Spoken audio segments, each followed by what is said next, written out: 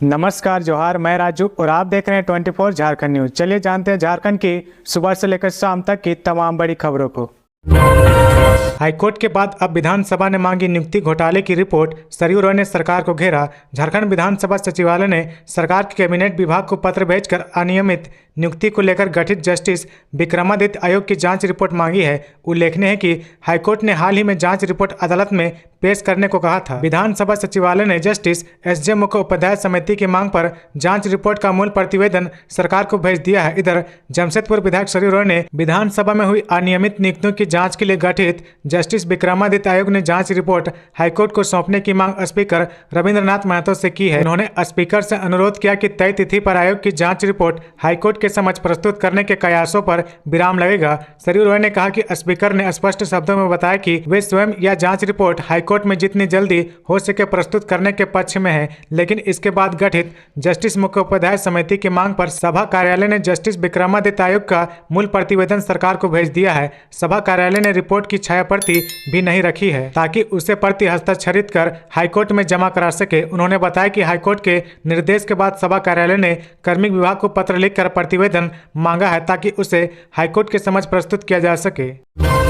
सिक्किम से सकुशल घर लौटे मजदूरों ने ली राहत की सांस। सिमडेगा समेत इन जिलों में फंसे थे 200 लोग। सिक्किम में कंस्ट्रक्शन साइट पर अचानक बादल फटने पर बाढ़ आने से गुमला जिले से गए 169 प्रवासी मजदूर फंस गए थे। इस मामले में जिला प्रशासन ने संज्ञान लिया। प्रशासन ने सोमवार को सभी मजदूरों को सुरक्षित गुमला जिला वापस लाया गया है। बताते चले कि झारखंड राज्य के गुमला, सिमडेगा व लोहरदगा जिले के 200 से अधिक प्रवासी मजदूर सिक्किम में काम करने गए थे। इसमें से सबसे अधिक गुमला जिले के मजदूर थे। सभी मजदूर विगत दिनों सिक्किम में हुए भूस्खलन में फंस गए थे। इसकी खबर मिलते ही उपायुक्त कर्ण सत्यार्थी के निर्देश पर जिला श्रम अधीक्षक ने प्रवासी मजदूर केंद्र को जानकारी दी, जहां से सिक्किम सरकार से सहयोग प्राप्त करते हुए सभी मजदूरों को सुरक्षित रूप से बस के माध्यम से रांची लाया गया। उपायुक्त के निर्देश पर जिला श्रम अधीक्षक ने सोमवार को स्वयं रांची रेलवे स्टेशन जाकर वहां सभी मजदूरों का स्वागत किया हुआ। जिला प्रशासन द्वारा वहां से बस की सुविधा से सभी प्रवासी मजदूरों को सोमवार को सुरक्षित रूप से रांची से गुमला लाया गया।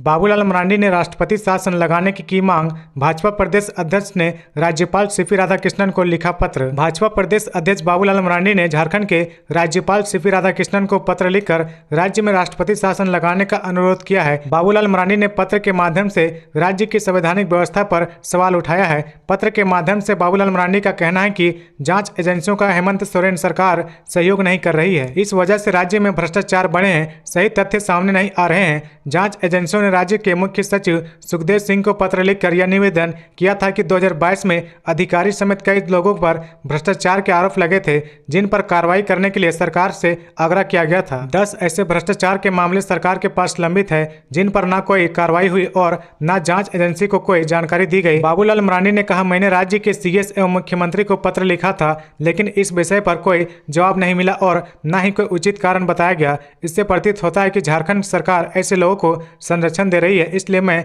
राज्यपाल से राज्य में अविलंब राष्ट्रपति शासन लगाने का अनुरोध किया हूं। आगे बढ़ने से पहले अगर अभी तक आपने इस चैनल को सब्सक्राइब नहीं किया तो प्लीज सब्सक्राइब कर ले, जिससे आपको झारखंड की हर छोटी से बड़ी खबर की अपडेट आप तक पहुंचता रहे।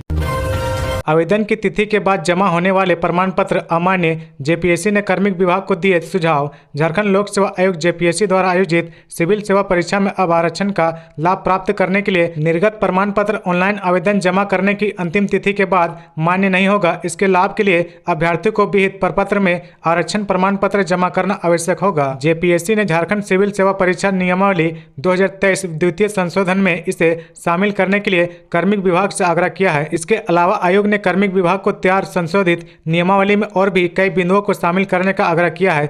आयोग के सुझाव को शामिल करने के बाद नियमावली शीघ्र लागू कर दी जाएगी, जबकि प्रारंभिक परीक्षा में क्षैतिज आरक्षण देने के लिए परीक्षा फल तैयार करने की प्रक्रिया स्पष्ट करने की आवश्यकता है। कार्मिक को मिले पत्र में आयोग ने कहा कि द्वितीय संशोधन नियमावली में परीक्षा फल तैयार करने के लिए विभिन्न कोटियों के लिए न्यूनतम अर्हतांक की तालिका दर्शाई गई है, लेकिन विभिन्न कोटियों के साथ दिव्यांगों एवं खेलकूद के अभ्यर्थियों के लिए न्यूनतम अर्हतांक भी दर्शाने की जरूरत है।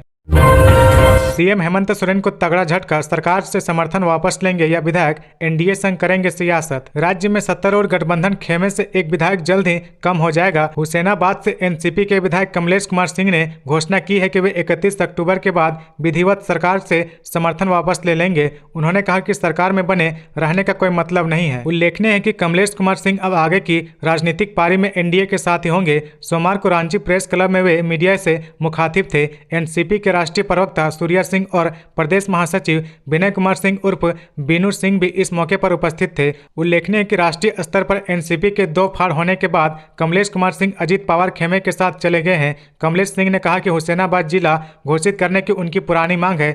मुख्यमंत्री हेमंत सोरेन इस मांग को पूरा करेंगे। ऐसा नहीं हुआ तो 31 अक्टूबर के बाद सरकार से समर्थन वापस ले लेंगे। कमलेश कुमार सिंह के खिलाफ दल बदल मामले में झारखंड विधानसभा अध्यक्ष को शिकायत दी गई है। इस पर 12 अक्टूबर को पहली सुनवाई होगी। कमलेश कुमार सिंह ने कहा कि उनके खिलाफ झारखंड में 10वीं अनुसूची के तहत अयोग्यता का मामला नहीं बनता है। वे राज्य में अकेले एनसीपी के विधायक हैं। अजीत पवार को महाराष्ट्र, नॉर्थ ईस्ट व झारखंड मिलाकर कुल 50 विधायकों का समर्थन है। बजरंग दल के कार्यकर्ताओं की बस पर पथराव मामले में 71 लोगों पर नामजद व 200 अज्ञात के खिलाफ केस दर्ज। हजारीबाग जिले के कटकमसांडी प्रखंड के पेलावल गांव में सोमवार को पूरी तरह शांति व्यवस्था कायम रही। 8 अक्टूबर की देर रात रांची में धुरवा में आयोजित शौर्य जागरण यात्रा सह धर्म सभा में भाग लेकर वनवासी बस से लौट रहे बजरंग दल के कार्यकर्ताओं व अन्य लोगों पर हमला पथराव किया गया था और उनके साथ मारपीट की गई थी। इसमें कई लोग घायल हो गए थे। इस मामले में पेलावल ओबी में 71 नामजद और 200 अज्ञात पर मामला दर्ज किया गया है। इस घटना के बाद क्षेत्र में सोमवार को आम दिनों की तरह सभी दुकानें, स्कूल खुले।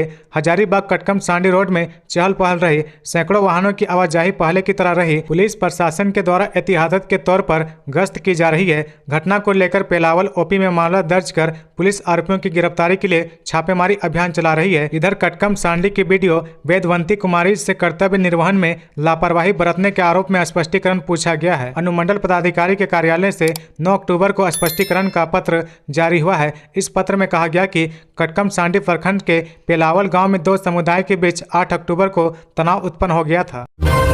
कोल इंडिया के कर्मियों को मिलेगा बढ़ा हुआ वेतन, हड़ताल स्थगित। जबलपुर हाईकोर्ट की डबल बेंच का आदेश। कोल इंडिया कर्मियों के वेतन भुगतान का रास्ता साफ हो गया है। उन्हें फिलहाल बढ़ा हुआ वेतन मिलेगा। जबलपुर हाईकोर्ट की डबल बेंच ने पूर्व में सिंगल बेंच से हुए आदेश पर फिलहाल रोक लगा दी है। पूर्व में जबलपुर हाईकोर्ट ने कोल इंडिया कर्मियों के 11वें वेतन समझौते को रद्द कर दिया था।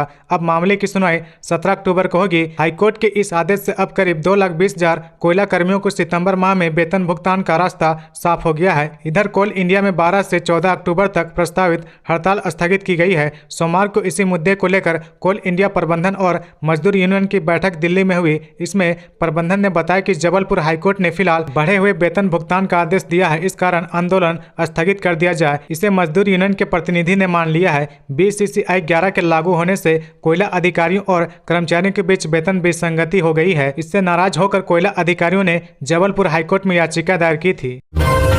झारखंड सरकार के पास टीबी मरीजों के लिए नहीं है बजट, आखिर क्यों रोक दी गई मम्स बॉक्स से दी जाने वाली दवा। राज्य सरकार के पास टीबी मरीजों के लिए बजट नहीं है। टीबी मरीजों के लिए मर्म बॉक्स से दवा देने की व्यवस्था शुरू की गई थी, लेकिन 500 मरीजों के इलाज के बाद ही इस व्यवस्था को बंद कर दिया गया है। स्वास्थ्य विभाग की ओर से झारखंड में टीबी मरीजों की पहचान करने का सिलसिला जारी है। वर्तमान में झारखंड में करीब 38,000 मरीज टीबी से पीड़ित है।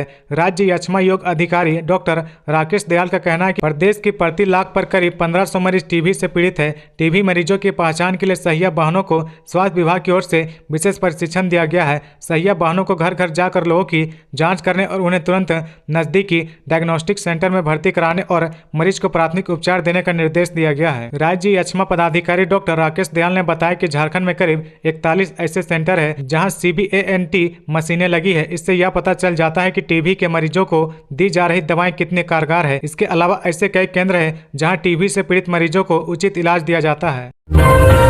रांची नगर निगम ने लिया संज्ञान, पूजा पंडालों तक पहुंचने वाले संपर्क पथ होंगे दुरुस्त, खुले नाले ढके जाएंगे। दुर्गा पूजा के दौरान पूजा समितियों और श्रद्धालुओं की सहूलियत को देखते हुए रांची नगर निगम के उप प्रशासक रजनीश कुमार ने पदाधिकारियों व कर्मियों के साथ सोमवार को बैठक की। उन्होंने कहा कि पूजा के दौरान शहर की सफाई की व्यवस्था को लेकर निगम से पूजा समितियों और आम नागरिकों की अपेक्षाएं बढ़ जाती है। इसलिए अधिकारियों व कर्मियों को इस दौरान अलर्ट मोड में रहने की जरूरत है। जिसके बाद नगर निगम के उप प्रशासक ने बैठक कर समस्याओं को दूर करने का निर्देश दिया। प्राथमिकता के साथ सभी पूजा पंडालों, उनके संपर्क पथों एवं पूरे शहर में नियमित रूप से झाड़ू, कूड़े का उठाव, ब्लीचिंग पाउडर का छिड़काव करने का निर्देश दिया है। जिन पूजा पंडालों के संपर्क पथों पर जरूरी हो वहां स्टोन डस्ट डालें। साथ ही स्वच्छता शाखा को पूजा के दौरान विशेष सफाई अभियान चलाने का निर्देश दिया गया है।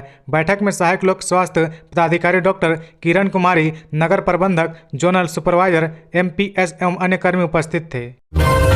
मुंबई की तर्ज पर बना मरीन ड्राइव, पार्क होने लगे ट्रक, सैर पर नहीं जा रहे लोग। मुंबई की तर्ज पर जमशेदपुर में बने मरीन अब ट्रकों का पार्किंग स्पॉट बन गया है। कागजों में तो जमशेदपुर के खूबसूरत स्थानों में शुमार कर दिया गया है, मगर जाने के बाद लोगों को निराशा हाथ आ रही है। प्रशासन की लापरवाही और पुलिस की मिलीभगत का आलम यह है कि स्वर्ण रेखा नदी के किनारे बने इस मरीन ड्राइव पर लोग घूमने के ख्याल से कदापि आना नहीं चाहते हैं। मरीन ड्राइव इलाके में लगातार भारी वाहन खड़े रहते हैं। इससे आने जाने वाले लोगों को परेशानी का सामना करना पड़ता है। सड़क की स्थिति भी जर्जर है, जिसके चलते दुर्घटना का डर भी बना रहता है। हालात यह है कि सुबह 10 बजे से ही यहाँ भारी वाहन को लाकर खड़ा कर दिया जाता है। इस मरीन ड्राइव को शहर वासियों के सुकून और घूमने फिरने के लिए नदी के किनारे बनाया गया था। साथ ही शहर के बाहर से कदमा, सोनारी व अन्य जगहों पर जाने की सुविधा भी दी गई थी। भारी वाहनों के चलते अब लोग इस रास्ते पर चलने में डरते हैं।